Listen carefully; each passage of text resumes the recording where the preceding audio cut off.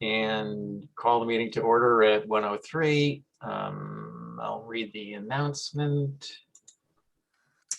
This is Mickey Rowland, Chair of the HSAB. Permit me to confirm that all members and persons anticipated in the agenda are present and can hear me. Members, when I call your name, respond. Lucy? Yes. Angus? Here. And Brooke? Yes. Hi. Hi. And staff, Holly? Present. Thank you. No speakers, so this open meeting of the Historic Structures Advisory Board is being conducted remotely, consistent with Governor Baker's executive order of March 12, 2020, due to the current state of emergency in the Commonwealth due to the outbreak of the COVID-19 virus. For this meeting of the HSAB is convening by video conference via Zoom app as posted on the town's website, identifying how the public may join in. Participants may find information on the conduct of this meeting at that location. Each vote taken at this meeting will be conducted by a roll call vote. So, the agenda. Got that. Motion to approve the agenda. Second. Thank you. All those in favor, Lucy, Yes. Angus, Brooke? Aye. Yes, yes. I'm in favor. And the only matter on the, well, the first application is Lisa's. Hi, good afternoon. Hi, Lisa. Hi. So this is an application to do SDLs on this structure. We originally had the windows listed as single glazed. And I think given the location and the exposure, we'd rather do a Boston sash SDL or something of that nature. They won't, we're not asking for clad. They're going to be wood. They're going to be a historic profile. But we just feel like given the exposure that having insulated glass would be ideal rather than needing to put storms. Although I'm sure we'll have storms anyway, but likely there'll be wood storms as opposed to the aluminum storms. Now, will these have the exterior buttons glued on? Well, it's an SDL where they have the spacer bar. Yep. Yep. But there will be a wood strip on the exterior of the glazing. Absolutely. Yeah, good. Yeah, no, we definitely want them to be historic looking. Yeah. And I think, that's why, the idea of using a Boston sash or a custom window where we can control the details of the glazing is important to us. Does anybody on the board have a problem with this one? I have no problem. I have just a thought. One of the things that I've noticed with the wood SDLs is that if you go with a mutton that's too thin, like 5/8 inch, it kind of disappears and it makes the window look a little bit flimsy. So sometimes, like with 2/2s, I think like a 7/8 inch mutton almost works a little bit better. Mm-hmm. And it's just a thought. I'm not pressing that agenda at all, but I think, certainly with like 6/6s or 12/12s, the 5/8 inch mutton makes a little bit more sense. But I think with a 2/2, it gets kind of lost. So anyway, that's just a small detail, but no, I appreciate that. I think that's a good point. Just wanted to put that out there. Mm-hmm. Angus? Go ahead. My first concern about simulated divided lights for historic buildings is that as I'm looking closer at historic structures throughout town and Sconset that have had the conversion to the SDL, there's a real loss of detail. So I appreciate the sensitivity to having this look historic, and with a storm on there, I think that probably, will detract from what is happening behind the glass. Are there any examples, any addresses that would have the Boston insulated window that you're proposing that we could take a look at? Or do you have any photo Yeah, example? you know, the one place that we did do them was on the back of that house that everybody called the divorce house on Main Street, Upper Main Street. You know, it's the white house. I can't remember the address. I'll have to pull it up. But it has the two sort of sunrooms on either side. The turnip Um, farm, Which one? the turnip farm. I don't know if it was called the Turnip Farm, but it's all white. It has a Right great after garage. that really old looking house, the Liz's house on the right. Yeah, that's the turnip farm. No, it might be next to that. This is the all white house. Yeah. With the that long has the porch two on the back. sunrooms. Yeah, the very back section, I think we did some STLs from Boston Sash because they were invisible. So that would be a good place to look. Thanks. I'm just curious because when the Marvins go in and other windows, that it really does change the character, especially of the old buildings. Yeah, I understand that. Lucy, do you have any concerns? Well, I'm not a fan of simulated divided lights. And there've been so many changes to this building already, but I'll go with the flow. Considering the fact that they're just 2/2s, we're really just talking one strip of wood, and I guess the doors count too. I'm not as concerned about it with the storm windows. I just don't think that, you don't get too close to this building. It's not like there's a sidewalk. I guess you could walk. It's pretty close. How close to the road is it? It's pretty close to the road. I would say that would be, that front elevation might be the only place where you'd be able to see, but I'm sure there'll be vegetation. I mean, it's not like it's in the OHD and you can get up to 0 feet away from it. Yeah. I think certainly the back you'll never see. Right. And I think even from the sides will be very, very difficult to see as well. Well, I'll stick with that. I'm not terribly concerned with it. I think I would be in favor of it. I mean, I don't love the concept, but I'm not terribly opposed to it, so I'm okay with it. Anybody else want to make a statement on that? Mr. Chair, Jason is also here with us. Oh, she is. I didn't see her. You don't see me, you can just hear me. No, you're off the page. Hi, Jason. Do you have any Hi, comments on I this ju- one? Yeah, I just agree, not anything more than just agreeing with, I'm not a fan of SDLs. I don't think it's appropriate, but I guess I'll just let this one go. That's it. So what's our consensus here? Brooke, can I take a roll call vote on this one in Sure, favor? I'm fine with it. Angus? The way it's described, it sounds fine. Maybe I'll take a look at the turnip farmhouse and see what they look like. But yeah, I'm fine. Okay, Lucy? Pass. That's Jason. I guess I'll let it go. Okay, that sounds like a yes. And I'm kind of a yes too. So it's a reluctant yes, Lisa. Which I understand. I know it's an old house, but I think, given its location and its exposure, it seems like having as much protection for the building as possible. And the windows, none of the windows are reusable as it is, given the state of the building. I do have a question though, what is the age of this house versus the age of the life-saving building down the road? Boy, we had this on the original application. I could try to look it up. Are they the same vintage? No, they are not. No. Okay, This is from the 30s. The other one is a lot older than that. okay, all right, thank you. Well, it'll be an interesting test case. I mean, we'll see it and can take a better look at this one and see how we feel about future applications too. Okay. So, all right. Thanks, Thank Lisa. you. Yep. Bye-bye. Bye. Please.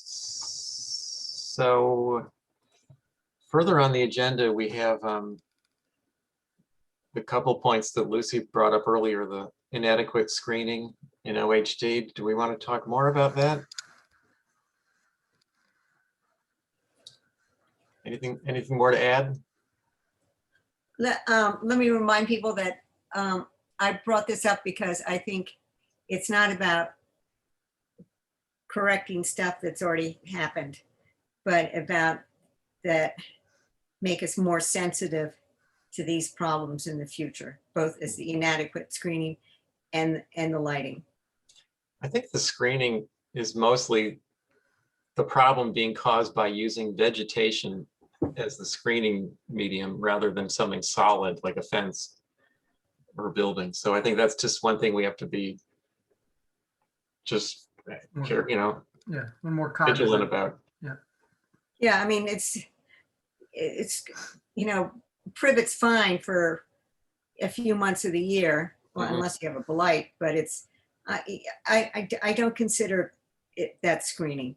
Yeah, I think it's gotten out of control. That people have just tried to find a way to get around doing what they want to do by seeing it screened by X. And I agree, it just doesn't, it's not.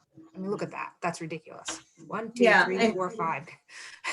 And I think that if we can encourage the designers and builders to do proper screening, it only makes their job look better. Definitely. Yeah, you put all that work into it, and then it looks like it's just it's also just it's not just even just not wanting to quote unquote see it. It's also what it just does to the whole streetscape. I mean, Oh, I know. it looks like I don't know, that could be behind a grocery store.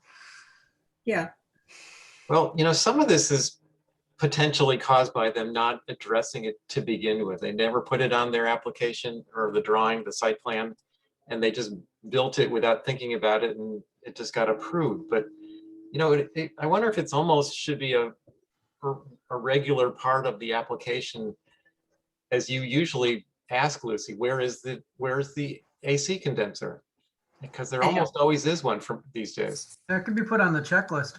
It should be put on a checklist because there's always one there somewhere eventually. I know. And I know everybody's sick of that, hearing me ask that, but it's like, I don't want, I mean, I walk around town a lot, and to look at this stuff, I mean, it's basically what it comes right down to. It's rude to the public that you're inflicting this stuff on everybody else. And I've always felt that the HDC is probably one of the best protections you have against your neighbors. Mhm. Well, just as when you're constructing a fence, you don't put the framing on the outside, you put it on the inside, Right. and you put the pretty side forward. The same with the air conditioners. They obviously they don't want to look at it, but you know, the public doesn't want to look at it anymore. So Especially. Okay, and then outdoor lighting. I don't know what to say about that. There is some debate about how much control we have over lighting. So I don't know if that's really been solidified.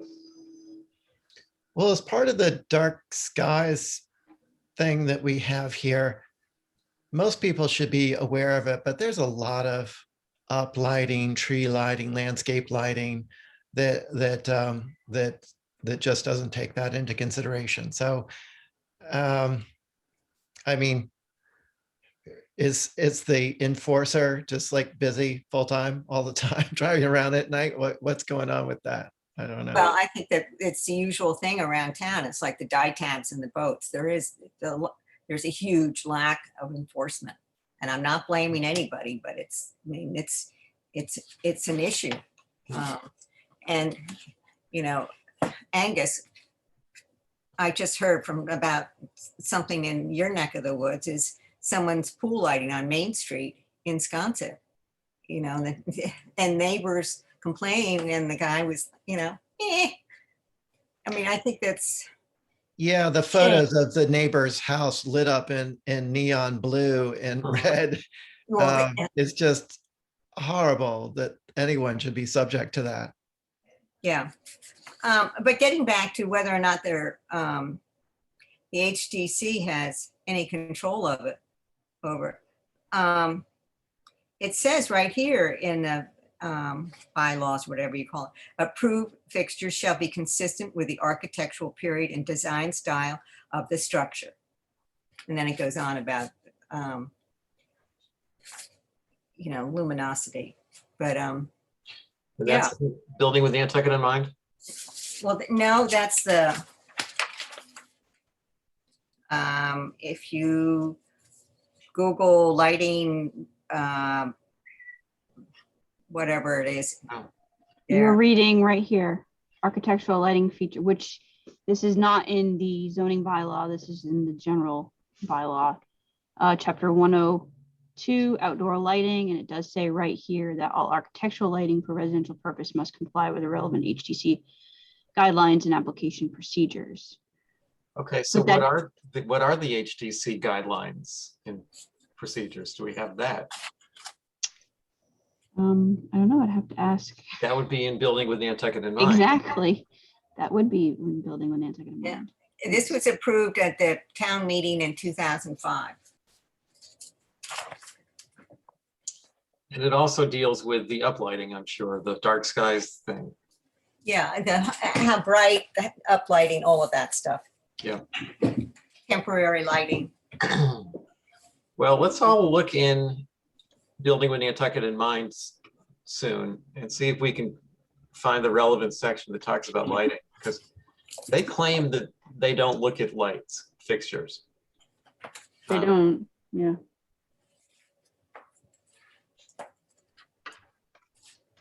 And, maybe that's something that we need to address. Because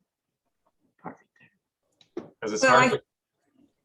I mean, could it be that it's kind of like boxing the meters? I mean, it's try to encourage people to have a little civility, and it's a lot of this lighting is unnecessary. I mean, I had a neighbor in Wisconsin, the whole house was lit up all night long. You'd get up in the middle of the night to use the bathroom, 3 o'clock in the morning, the whole house was lit up. I mean, if you're scared of the dark in Wisconsin, good luck somewhere else. The thing is, I think over the decades, things have devolved. People have just been doing things that hadn't really been done. And things are proliferating on a greater scale in every direction. Just the build out of the lots, the size of the structures, the compromise of the streetscape, the pools, the guest house. There's a lot that the HTC, I don't think really has had to review, and more things are coming up where it's like, how did that happen? And I think it's just because we've been used to in the past there not being such a flagrant disregard for building with Nantucket in mind. Yeah. You just have Or a disregard for general taste. I mean, it's just that some of these fixtures are just gaudy and they're inappropriate. We all would agree, but they probably like them. Well, it's I the get same- the urge to branch out from, ye old colonial, but I think people are pushing in a direction that just isn't sympathetic to the environment. Well, Yeah, I think that something should really be done about the pool lighting. And Angus, as you mentioned when we were discussing it before, is how the water just magnifies the lighting. And, somehow that could be included in the approval for pools or something. With pools, you also have to remember that the HDC is looking at them from what's visible from a public way, and they don't want to see anything. So I'm not quite sure how that would be an HDC purview. However, I do think that Brooke had mentioned about putting it on the checklist, maybe just a simple revising the checklist to say, make sure that any site lighting is compliant with dark skies, this section of the town bylaw. That way it's the onus is on them. They know it's not an HDC thing, but they're usually creating a landscape plan for the HDC. Nobody else is looking at a landscape plan but the HDC. So that could be from that perspective. And then with pools, depending on its location, The only other entity that would be looking at a pool application besides the building department would be the ZBA. And I think those are on a case-by-case basis, specifically meeting the zoning bylaw requirements. So I would say if you all are willing to suggest changing the checklist, then maybe somebody could take a look at the checklist, revise it where you want to add it on there, and I can give that to Kathy. It's her bailiwick, if you will. But she is the controller of information, and she's done a really fantabulous job of updating everything, and especially with the time of COVID. So I know she would be amendable to any of those changes. That's being proactive. I think that's the whole conversation of this. You're thinking proactively, and of course, as staff, we do appreciate that. Well, I think that'll benefit everybody. Brooke, Angus, you guys deal with this checklist more than the rest of us. You want to take a look at that and make some recommendations? Got it. Good. I mean, I think Holly just expressed it perfectly. There's just a box, as Brooke had suggested, there's a box that you check that says, I understand, and will obey the dark skies thing here. Yeah, And section 102 point, whatever it is. that's right. Yeah, Are just we going to list it. request that they show all as much lighting, I guess probably landscape lighting, on their HDC applications as possible? I think they should. I think if it's compliant, there's no need, right? Can I interject? And maybe this is kind of not, this is in the off, in another field. And Holly can yell at me if I'm totally wrong, but in my, and all of you can yell at me, in my experience, when I've dealt with landscape projects for the place that I work at, nobody comes to inspect the landscape part. So I've gone in and been like, so you're gonna come and inspect? And I get this kind of look like, nope, you're good. And I'm like, okay. So I just feel like stuff will continue to fall through the cracks. I can talk a little bit about inspections because I've done it before I was in this role. They're very comprehensive, if you will, especially when there's multiple COAs, multiple revisions on top of revisions. It can be very cumbersome. But if an applicant does not sign up for that COA, it not necessarily is going to be inspected. That's another reason why the inspection process for the HDC can be a little cumbersome, because somebody would sign up for 1, 2, and 3 of COAs. I would look at it and go, wait a minute. Well, if I'm gonna go out there, I'm gonna look at 1, 2, 3, 4, 5, and all down the road. Mm-hmm. And I've caught things doing that. So it really depends on who's submitting it, who's doing. There's a lot of that, unfortunately, because you can't just bank on somebody just coming in and asking for an inspection on a landscape plan. It should be, my opinion, should be done all together. But well, I mean, you've gotten an HDC application for whatever you're doing, like an application for a surround for air conditioning condensers with a planting and all that. And, and then I come in to have it, get it all signed off on, and nobody wants to come with it. Like, nope, we don't need to do that. And here's your, you know what I'm saying? I'm like, not saying you, Holly, but in the right. like that. So that's, I think, also the reason why there's been a lot of stuff that had happened. But sorry, I'm just throwing that out there because it was a frustration of mine that I would just literally would say, ask repeatedly, can you put, because it's not like it's my personal home. It's like for work related. So I don't want my place of work to get into trouble for not doing correctly. Right. You'll also find sometimes people have never gotten HTC sign off, and they may not have a CO until 20, 30 years down the road, and they decide they need to sell their property, and lo and behold, guess what happens? People come in and they request a final. I've done that for a house that was built in the 70s. I'm inspecting or not 70s, but 90s even.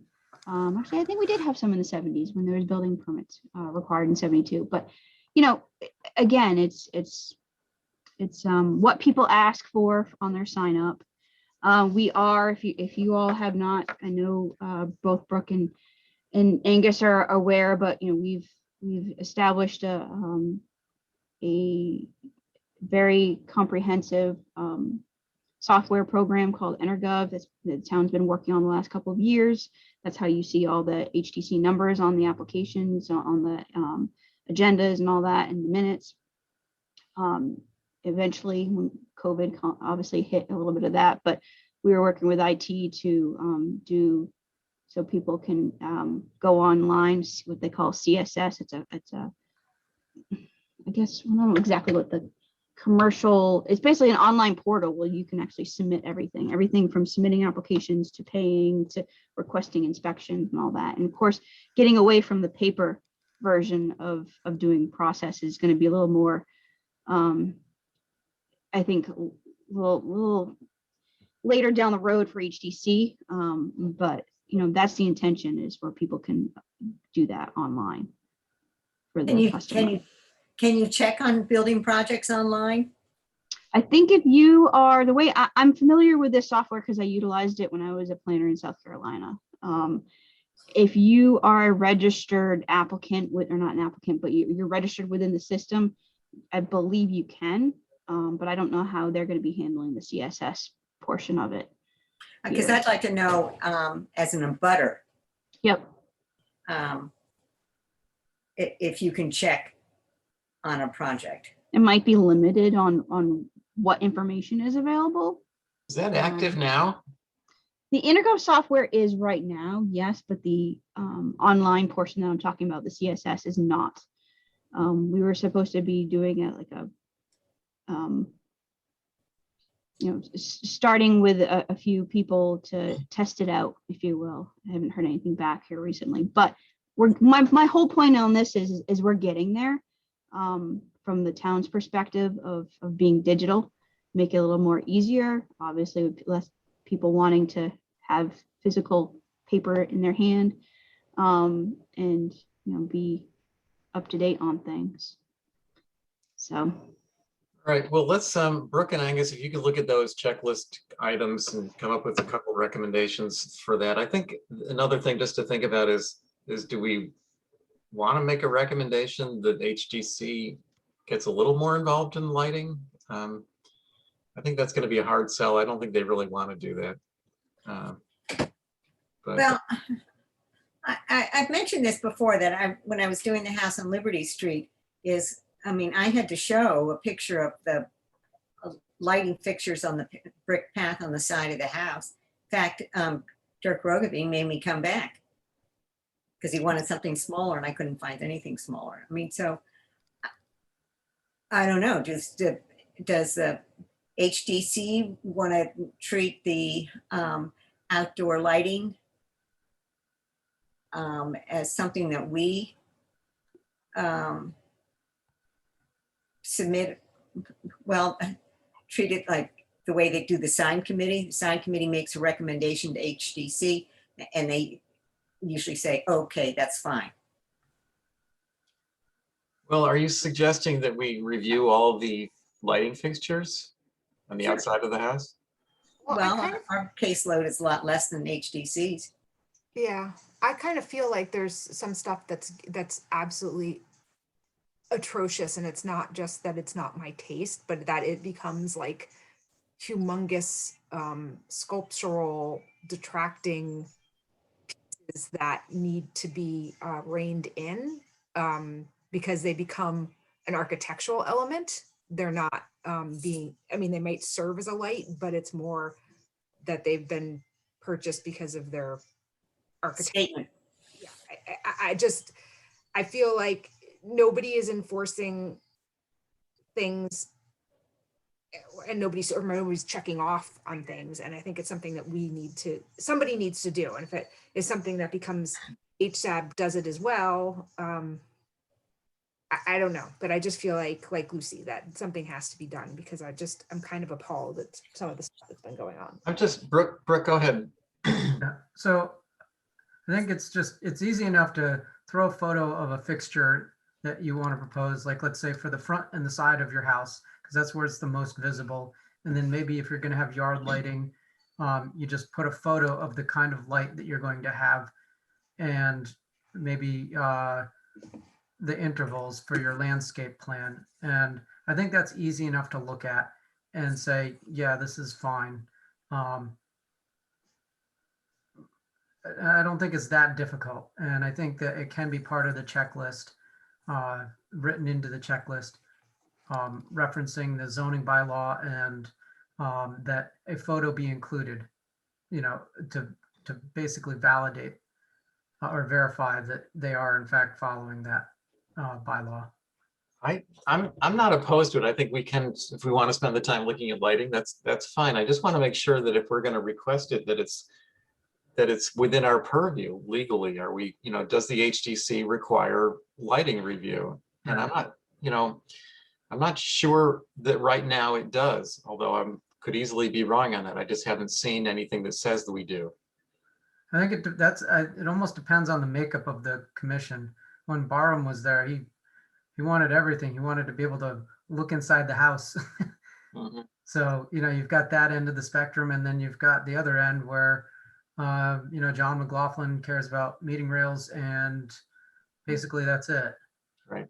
So, Well, I think that, for instance, the project that's going on down on Center Street,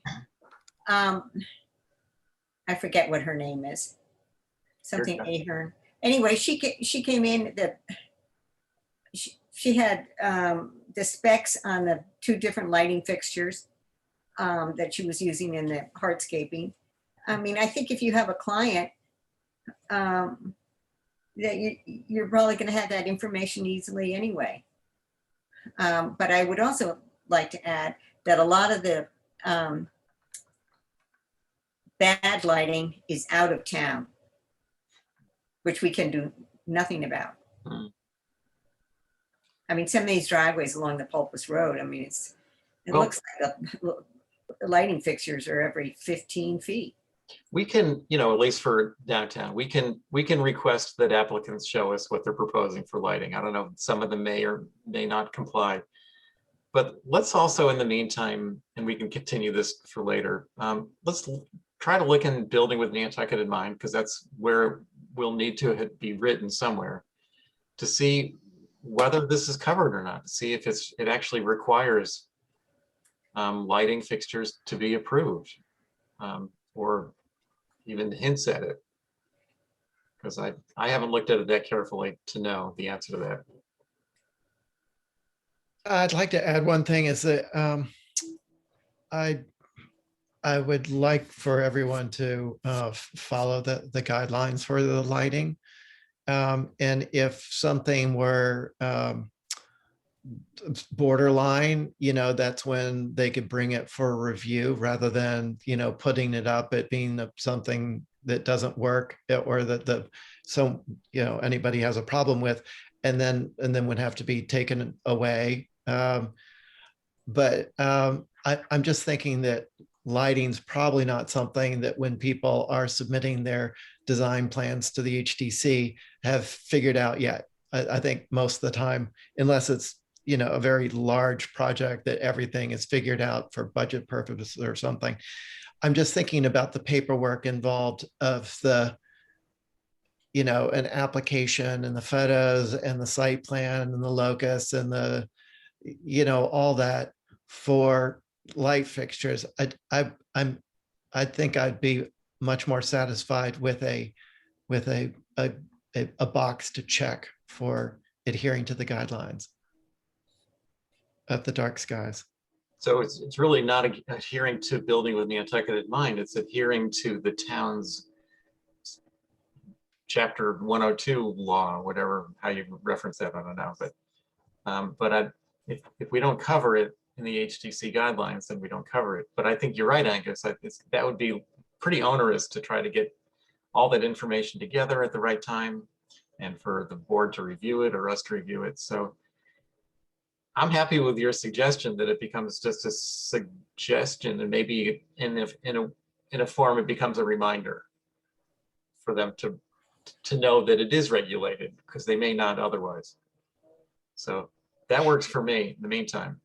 Yeah, because I don't feel like the HTC really takes it on or wants to take it on. So if we have a box to check that is saying that the owner is responsible, then that sort of takes the weight off. Or for the glut, the most of it. There might be some special circumstances, and then I guess that's a call for enforcement. Well, that would cover out of town too. Yes. Yes. Lucy, does this kind of cover your bigger concerns? Yeah, I just, I mean, the lighting and the landscaping issues or screening issues, I just, walking around, I just was like, something, it gets out of hand. I mean, it's like when we had those banner signs a few years ago, there were few and all of a sudden they were popping up everywhere. It's time to show some concern about these issues. All right, well, that puts it back onto the checklist category, you guys. But as far as the screening goes, that I think is something that we have to keep an eye on. Yep. I think screening has to be part of the hardscape. Or Fences. the building itself. I mean, that foundation of the breakers, or no, that was the white elephant, but that's something that would have been nice if it had been caught when it was first submitted. Mhm. I mean, Oh. Go ahead. Well, I was just going to bring up a slightly related issue that we talk about now and then, is the meter boxes. There is no control over where those end up going. They just usually, it's a discussion with the electrician and the Yes, I excavator. gotta take this phone call. Excuse me. Okay, go ahead. So, do we want to throw that into this similar category of try to cover it on the hardscaping, or remind applicants to tell us where the meter's going for new construction? Well, I don't know about that, Mickey. It is, I mean, I bring it up because it's one of these things that it's very simple to take care of it, either when you're doing a lot of work on a building is to move it or to just box it in. And it gets back to the designer and the contractor. It makes them look better. I've gotten many comments about the look of my house in town. It looks so nice, it's cute, or the whole bit. And I think I've always felt that its curb appeal is partly due to the fact that you can't see any vent pipes, there are no wires, there's no meters, there's no nothing. And when I had the job done, I told the job site manager, I said, I want to stand across the street and I don't want to see any BS. And so you look at that house and there's nothing. And it makes a difference. It's more polished. It's more professional. It's more historic. More historic. Yeah. Well, I completely agree. Can we have a box to check? No BS. Yeah. But, there was that house down off of Holbert Avenue, brand new house. These people spent gobs of money. And right near the steps up to the front door was the meter box. And, you walk by that and it's like, come on, guys. I mean, that's like putting the thermostat right in the middle of the wall. Right. Just don't do it. Well, I guess all we can do is from this level, and in downtown, it's mostly additions. There's not a lot of new construction. They're already pretty much in place, but we can ask them to box it in as you usually do. So I think that's a step. Well, just say, hey, it looks better. Yep.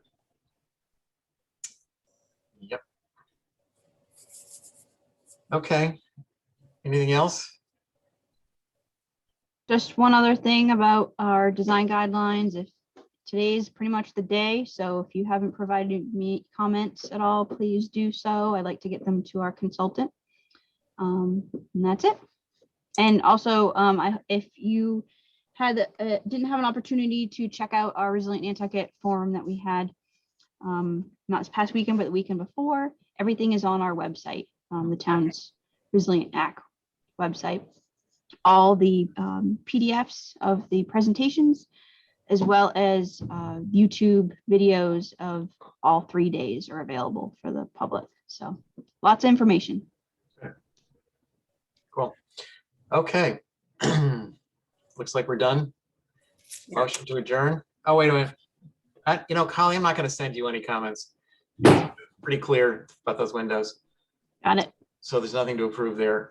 So, Well, if you just want to approve your comments for the record, because you guys did talk. okay, motion for that. So Yes. moved. Okay, Second. made and seconded. All those in favor, Lucy and Angus? Aye. Jason? I Works probably okay. I'm good with that. Motion to approve? I mean to Adjourn. adjourn. Darn. Second, All those in favor, Lucy, yes. Angus, Jason, yes. Brooke, I'm in favor. Okay, thanks, guys. Hi, Thank you guys. all. Vicky, Sorry, I'm thanks, in All right, thanks, incognito. Holly.